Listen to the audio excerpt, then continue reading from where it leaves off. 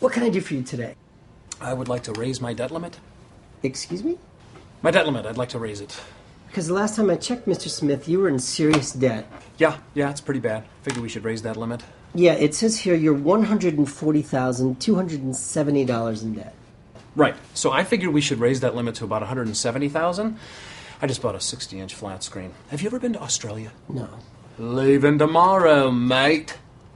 You should check it out. Great parasailing. Do you have some new income that I don't know about? No, still making about 21 grand a year. Okay. And are you still spending $38,000 a year? That's what it says. So you're adding $17,000 a year in debt. Wow, is that what it comes out to? Debt limit going up. Ding! Have you made any cuts in your expenses? Oh, of course, yes. My wife and I cut $380 out of our annual budget. It's $380. It's brutal. Okay, so you're adding $17,000 a year to your $140,000 in debt, and you cut $380. Well, you say it like that, it makes it not sound like a lot. Hey, maybe you should think about generating some new income. Maybe a new job. Maybe ask for that raise. Oh, asking for that raise, I'm not comfortable. That's an awkward conversation. I've always been able to raise my debt limit. Yeah, well, this is a little different. Well, how? We're in the middle of a recession, and your credit rating will plummet if you continue to go along this path. I almost had it.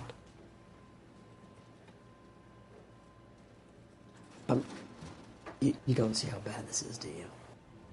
I cut my budget by $380. Are you kidding? I'm sorry, Mr. Smith. We can't help you. Just a little, I'm very sorry. My wife is going to lose it. Been there. I mean, $380 was bad enough. I mean, this is going to end our marriage. We stopped talking to each other for a month. The baby was totally freaked out. Wait. You have kids? Yeah. Yeah.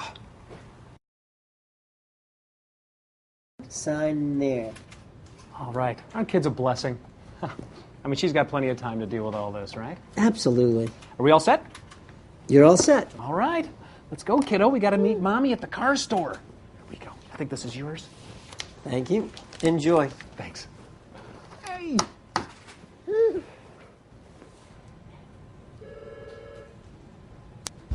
Meet Uncle Sam. He has a lot of bills to pay.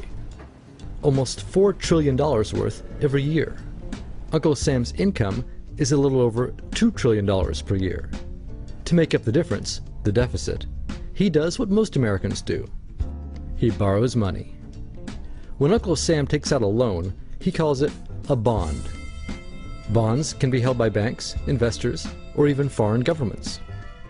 Uncle Sam has to promise to pay interest on these bonds, just as you do on any loan you take out. Ever think about paying your mortgage with your credit card? That's exactly what Uncle Sam does. He takes out new loans, new bonds, so that he can make payments on the old ones. All those loans, and especially all that interest, adds up. Right now, Uncle Sam owes about $14 trillion. To put that in perspective, 14 trillion is about the same as the national GDP, the total value of all the goods and services produced by the American economy in an entire year. It's such a huge amount of money that Uncle Sam is starting to run out of people to borrow from, and he's having trouble just paying the interest on his loans. The obvious solution would be to either cut spending or increase taxes. But if he cuts spending, the people that he's spending money on would complain that they don't have money to spend, and that he was hurting the economy. If he tried to raise taxes enough to close this gap, not only would people definitely have less money to spend, he'd probably have riots on his hands. So Uncle Sam chooses the easy way to make money. Just make it. He calls up the Federal Reserve, which is our central bank, and, like magic, dollars are created and deposited in banks all around America. The problem is that the more of something there is, the less it's worth. Same goes for the US dollar. The more dollars there are, the less each one will buy. That's why commodities like gasoline, food, and gold become more expensive when Uncle Sam does his money-making magic. The commodities aren't really worth more. Your money is just worth less. That's called inflation. Remember the foreign governments that lent money to Uncle Sam? When they lent money to the American government, something interesting happened. It made the U.S. look richer and their countries look poorer. When a country looks poor compared to America, $1 of our money buys a lot of their money, so they can pay their workers only a few pennies a day. With such low labor costs, they can sell their products in America for lower prices than any American manufacturer can. The easiest way for American companies to compete is to move their factories overseas and pay their workers a few pennies a day too. This contributes to a recession.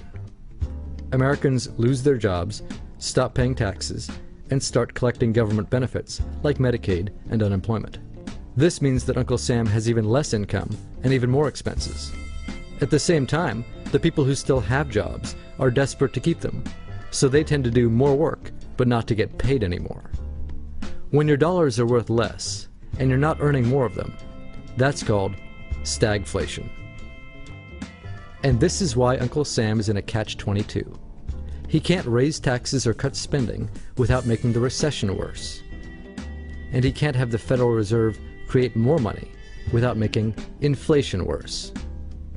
For now, he can keep borrowing money, but since he can't even pay the interest on the loans he already has, it just makes his inevitable bankruptcy even worse. Whether it's in 2 months or 2 years, the day will come when Uncle Sam can no longer pay his bills. When that happens, the banks, investors, and foreign governments who are counting on that money won't be able to pay their bills. You see, just like Uncle Sam, governments, banks, and corporations don't actually have much money. Mostly, all they have is debt to each other.